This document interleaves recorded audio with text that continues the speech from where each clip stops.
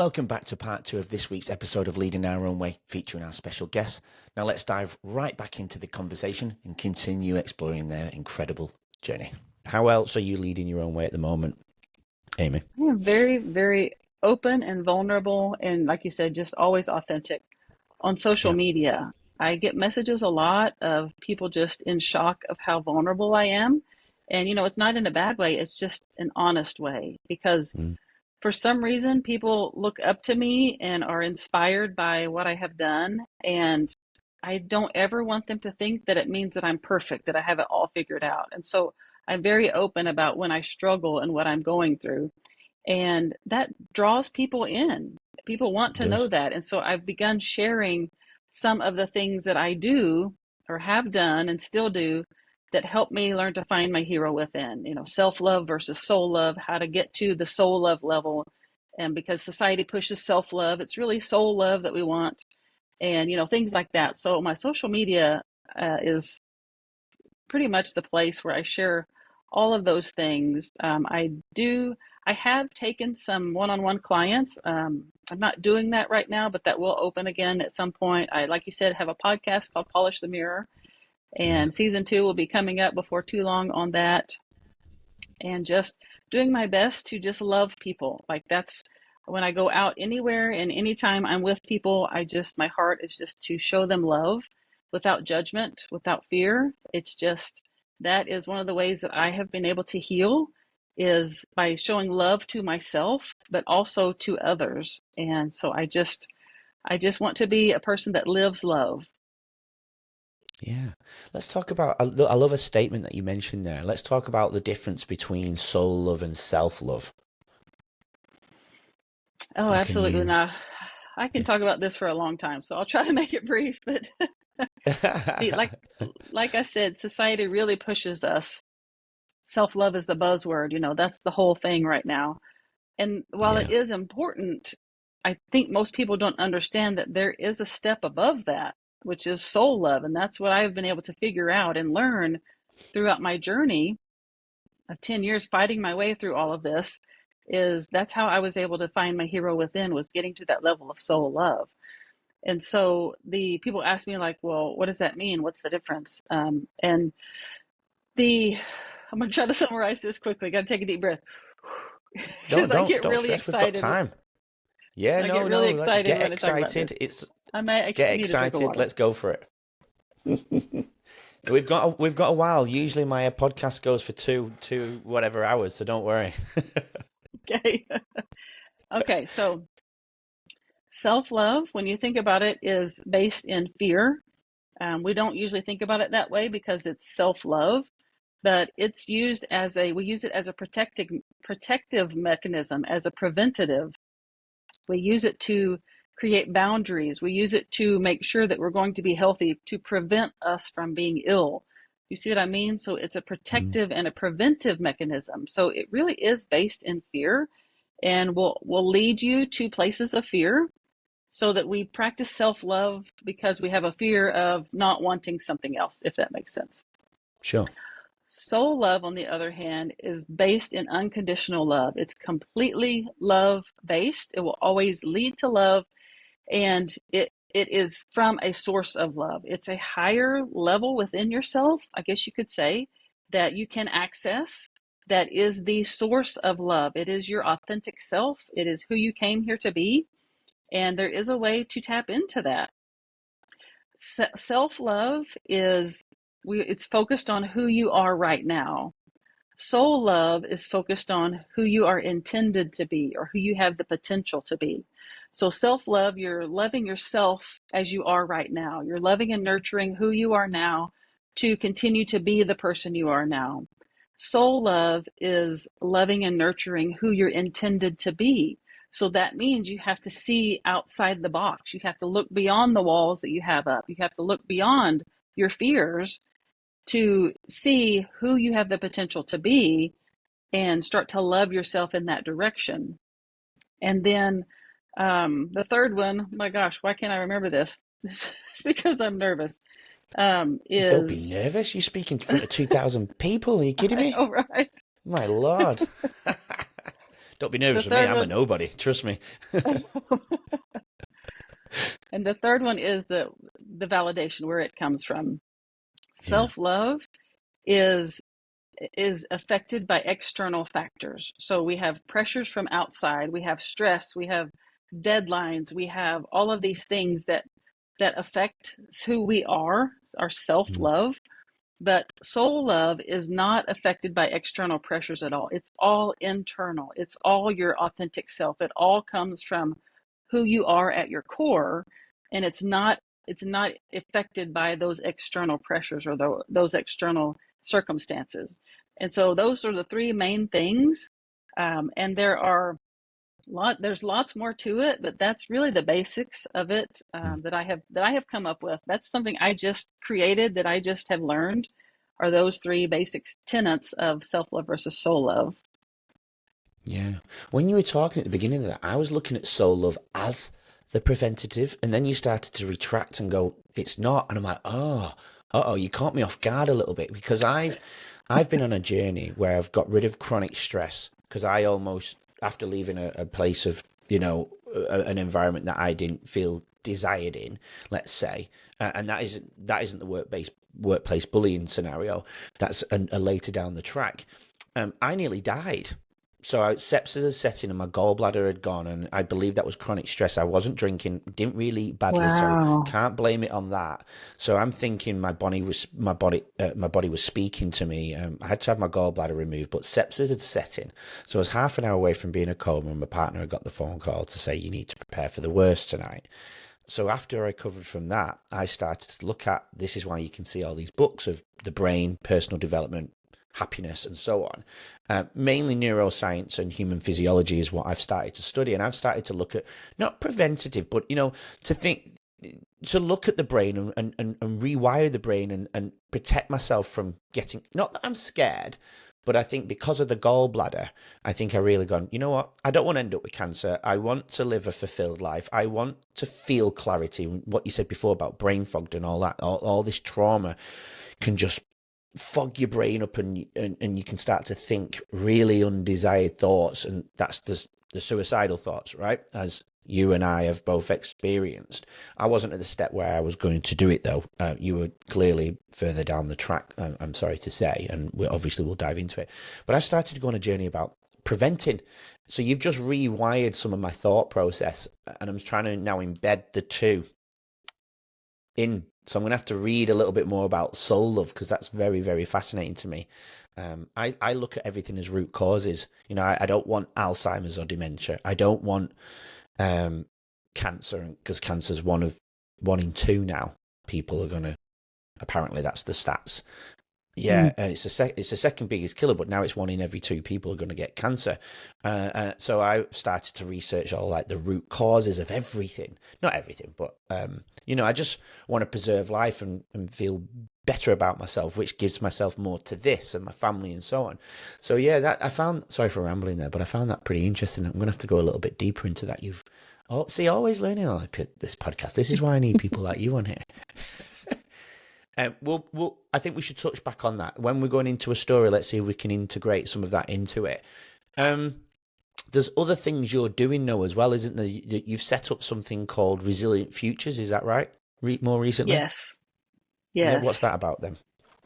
That is a nonprofit that I have created. I am a former educator and social worker, and I have taken what I've learned through my 10 years of being an educator and social worker, and then what I learned throughout my experience about resilience, and put them together to help schools and communities learn to work together while teaching students to be more resilient so that they can have a more resilient life beyond the classroom. Because we are not teaching that in school. Nobody's teaching our children how to be resilient. And so they Mm. get to be adults and they don't know how to handle issues and problems.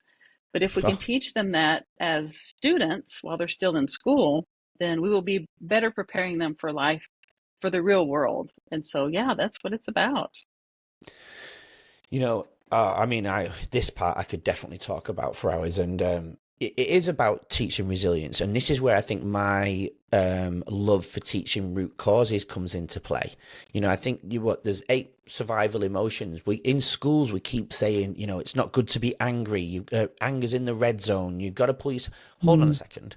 Let's teach children at such a young age, that anger exists. You will still be angry at 60 years old. You'll still be angry at 50. You'll still be angry at 70. It's about how we react to anger is the issue. And then we could talk about Yes. sleep and food and so on and all of that.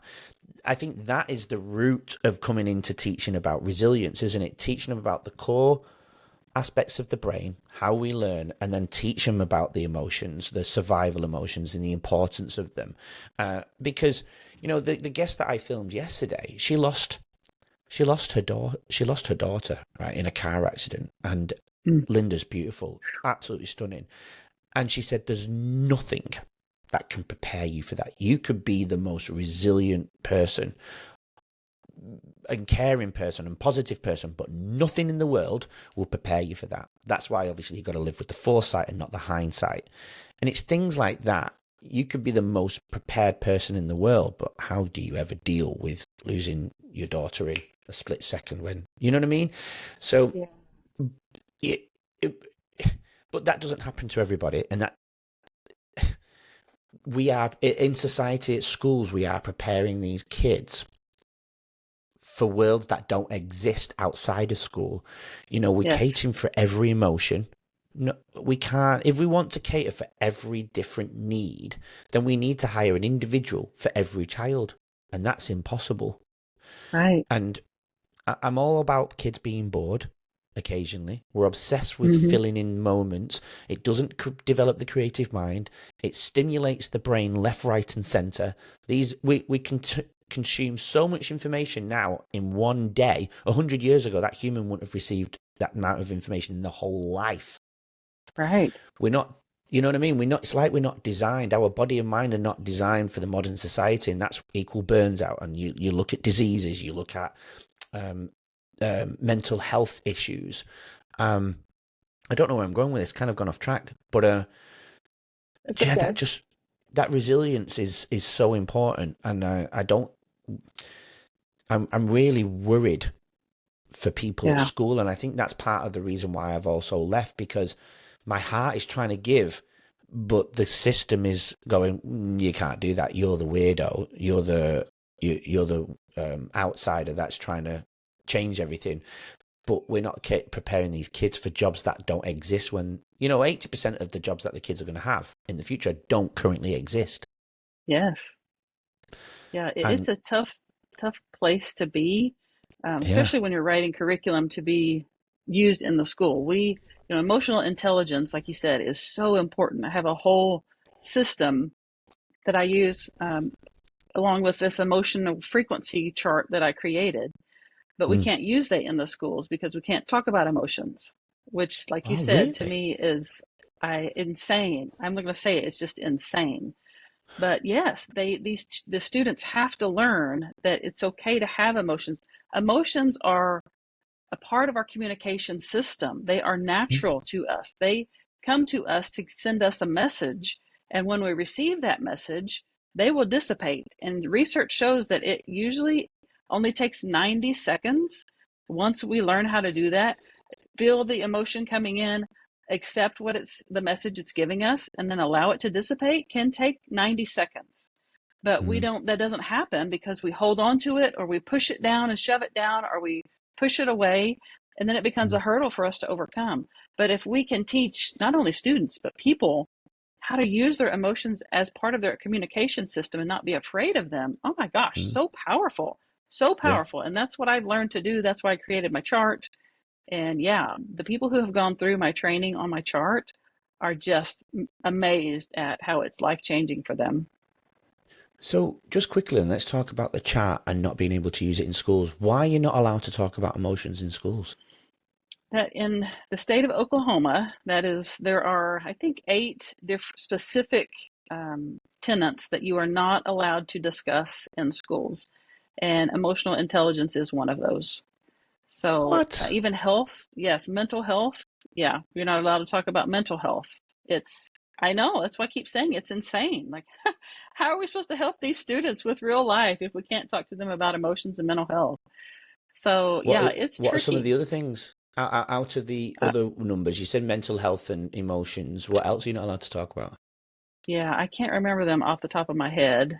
Um, but they're all like that. Like, they're all just like religion is one of them, politics, that kind of Mm. stuff. But I just, Fascinating. I don't understand it. Yeah. Yeah, well, It's I just don't know if they wild. say we're not allowed to here, but I think if I was to talk about, things like food and sleep being the root causes of the mental health, they know it is real. But I think it's the hip. They're like, it's too hard. We're going to have complaints from the parents because they can't prepare that type of food. They don't have the time, and it comes back to the social issues that you said before, right? The pressures on the parents of working and being burnt out. They're out of the house because they're trying to earn money to pay for the bills. It's all a vicious cycle, isn't it? Yes, Um, yes. it's fascinating. Oh, we'll Yeah, we'll it we'll, really we'll is. touch on that. We'll touch back on it because this is about your journey. Uh, just quickly with the book, I did write down actually, and we've not discussed it, but your book did very well. Finding My Hero Within, it was a bestseller in 2 days. It was. And honestly, like, I think it's just like I said earlier, my authenticity, I just put it out there so that it could help other people. And Mm, I didn't even know that it hit the bestseller list. Like, I wasn't even paying attention. And a friend no, sent me a screenshot and she was like, "Oh my gosh, your book is on the bestseller list." I was like, "Oh wow, that's so cool," you know? that But is very cool. it's just surreal to me, because it's not why I'm doing it. I told my TEDx coach, I said, "I want you to know first off that this cannot be about notoriety. It cannot be about fame. It has to be about using my experience to help other people." And he said, "Oh, thank God. You find someone who finally gets it." Yeah, So yeah, I'm yeah. just all about being able to use what I've been through to help other people. And when did you start the book then? When did you first start it? That is an interesting journey. I started it, let's see, in the spring of 2023, and it was such a difficult thing. Reliving all of the trauma and finding the words to and the emotions to go with it to put it on the page was so, so difficult. And so I stopped and started writing so many times I can't even count. And I Mm, really had just given up. I was like, I can't do it. It's too hard. I would end up sobbing every time I sat down to write, and I couldn't even see the words on the page. And so I met with a friend who is she's a healer. She uses many different modalities of healing. And she said to me, "Have you ever thought about writing it from the person you are now instead of the person you were then?" And I said, "But how am I going to get the emotions and all of that in there?" And she said, "Just sit with it. Just sit with it and see how that feels." And so it took a good week. I was like, she didn't know what she's talking about. That's how, I don't know how that could work. But after a week, it began to set in there like, you know what? That's what I need to do. And so I began to write it from the person I am now, who has come on the other side of that. And I'm just recounting it instead of reliving it. And the words just flowed. So literally, I went from December is when I really, really hardcore started writing it nonstop, and it published in April 26th of 2024. And so, literally, just a few months, the words just flowed, and they just yeah, came out, and oh my gosh, it's been the wildest thing, really, it has. love it, love it. And how long did it take you to write it from beginning to end? Then, even with those uh, stoppages and starts. Well, I started it was probably a year then. Yeah, Yeah. And people have yeah, been nice. telling me for a long time that I needed to write a book. I mean, for years. And I just, Powerful, isn't my it? story, yeah. And my story just keeps going and going. Like, so much has happened since I finished the book. Like, I'm already started on my second book because it just keeps going and going. But my thought when people were saying to me, "You need to write a book. What you're doing is very inspiring." And I just kept saying, I don't know if people would be interested in my story. Like, I'm living it. Why do people want to know this? And I finally just said, "Okay, I'll try and see what happens." And yeah, people wanted to know and are being inspired by it. And I have had 3 people reach out to me telling me that it actually saved their lives. Like 3 of my readers said that they were on the verge of suicide. And because they read my story and realized, as you said earlier, that their life wasn't as bad as they thought it was, and that I made a different choice, that they could make a different choice too. And so they're here today because they read my story. And that is so humbling to me. I just feel like, okay, that's worth it. To know I've saved 3 lives, my gosh, so, Yeah. so humbling. I agree. I think it's that mindset, isn't it? A few things there. You doubt yourself because you think your story's not worthy. I Yeah. felt the same. I get it. And it when you open up, it makes everybody else realize that they're not alone. And it might motivate them to do the same thing that you do, is write their journey down. And it's like a spiral effect, isn't it? You'll just inspire so many people along the journey. But you're right though. Like if you, I suppose my target is if I can just help one person per episode, or one person for the whole podcast. I'd love one Yeah. person per episode. And if you just help one person, you've done your job, haven't you? You've done what Yes, you set out to do, apart from saving absolutely. yourself. Yeah. And that's that's longevity within itself. If you contribute to the world, helps you live a healthier brain. Right. You feel good And about yourself, research don't you? shows what you were saying, that talking about resilience, that when people hear someone else share their story, that it helps them heal. So Hmm. listening to other people's stories helps us heal, but also sharing our stories helps us heal. So when we share our stories, not only is it helping us heal, but it's helping other people heal as well. So it's just that cycle. It just keeps giving. Yeah, I felt that. Me and Mike, a friend of mine in the UK, wrote. I'm not here to plug my book, but it's just so mirrors everything that for me in my life. How I don't really talk about my book very often in the podcast, but How to Lead with Purpose stemmed from workplace bullying. And what we did was everyone used to say, just write words down, because I was venting every day. I'm very vocal, I'm very open. Because I'm very open, I have seen those eyes go, oh, here we go again, type of thing, which is okay. Yes. But venting, gets rid of those undesired emotions. So it helps. Venting is very important, but it didn't create change because I released those emotions every day. There was a part of me that probably need to just hold it a little bit longer, sit in it, notice it, accept it. And once I've done those 2 things, I can start to heal. But I can only start to heal when I'm truly accepting it. Just saying I'm accepting it isn't accepting it. I had to do something, and that's why me and Mike was already a published book author, best-selling author as well in personal development books, NLP, and training. And he said, I said, well, I made a joke one day sat in a car park of a workplace I didn't want to go in because of the toxic environment, and I said, well, we should write a book, and he went, why don't we? So I went, no, I'm because I'm not an author. I am not a writer. I might be an author now, but I'm not a writer, guaranteed. And what we did was we followed a format of another book. We collected about 35 stories from people. We wrote our journey down too, and we put it all into chapter 1. And then we did a personal development chapter, and then we did a leadership chapter, like the humanized side of leadership. And I won't bore you with all the integral parts, but I think you can see where I'm going. And Yeah. just writing my journey down for chapter 1 was so therapeutic for me. It's only 3 pages long. I could probably go a lot deeper and write a whole journey, a whole book on that within itself, but we dumbed it, brought it right down to 3 pages. And everyone else sometimes was half a page, some was just a snippet, and some was 3 pages long as well. But that was just so powerful. And it was not only therapeutic in the sense of me writing it, it was therapeutic for me getting other people's stories and knowing that they were benefiting from that. And then the third place was offering these solutions and strategies that could help them, but then also just getting it out in the world. Now, we've only sold, I don't know, 250 copies, not much.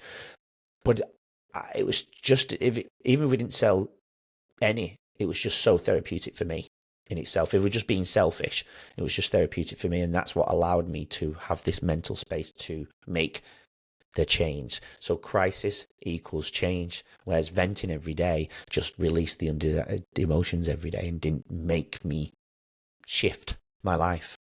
if that makes sense. It's so true. Once you start that, and really what happened, I was invited to participate in an anthology book from the Global Resilience Project. They share stories of people who've resilience.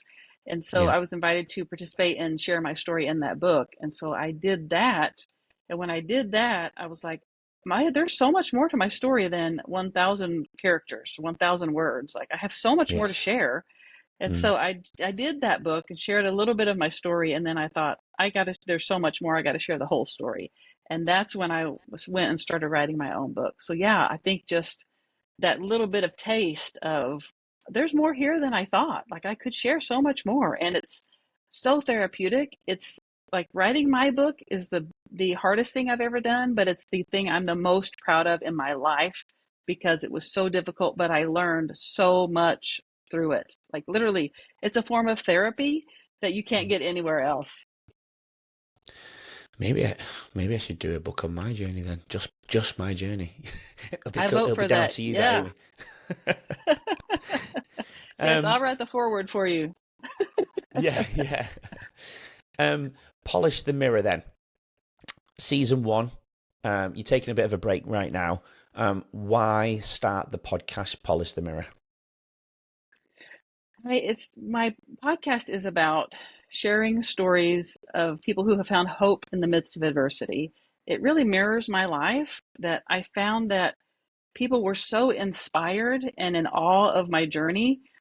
I when I would speak, especially when I spoke on stage and when I speak in local events, every time people come up to me afterward and start sharing their stories. And so I'm just like, yes, there are so many stories out there. And like I said, it's so healthy for us to share those stories that I couldn't find a platform or a way for people to share their stories. So I just created one. So that's basically what it's about. It's an opportunity for people to share their stories of hope gained in the midst of adversity because those stories need to be out there and those people need to be telling those stories. And so that's what the platform is about. Agree completely. Hence why you're here with me today. I'll appear on your podcast. Not hinting there, Amy. No, I already told you. I sent you the link to sign up. I Andrew, know. you got to do it. I will. I actually forgot about the link, but you're right. I will. I'll do the link. It's because I don't do the link, so I forget. Oh, And yeah. then you're right. You did send it to me. I will Yeah. do it. There's a few links I need to sign up to. Actually, you reminded me. um, let's go back to. I really want to paint a picture of your character and your personality from the get go. Let's go. Let's go back to the beginning of your life. Let's go where it began because you have been on a hell of a journey. People have really got a good picture of where you're sitting now. But let's go right back. You grew up in Arkansas originally, didn't you? In a small town. Let's go from there. I think that's a good point to start from, Amy. Yes, I grew up in Fort Smith, Arkansas. I was born there and lived there until I moved during the second grade. So I spent several years there. Lots of turmoil in my family life and lots of trauma. I came into the world in trauma. My parents were divorced when I was born, and so my mom was a single parent, and my brother is, excuse me, 5 years older than I am. Excuse me. So my brother is 5 years older than I am. So she was trying to take care of him and then giving birth to this brand new baby and trying to take care of me and work full time. Mm.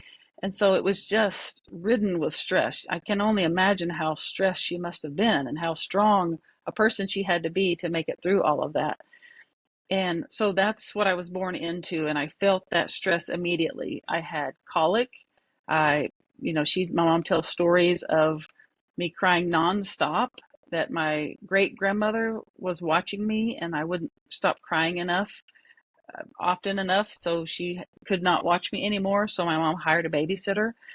And after a few days of this babysitter watching me, she said my where my umbilical cord was, it extended out like this far, like there, because it usually, it was in, but because the babysitter just let me lay there and cry days on end until my mom came home and picked me up, and that crying extended that belly button like this far out, and so Wow. yeah, I started my life in a world full of trauma.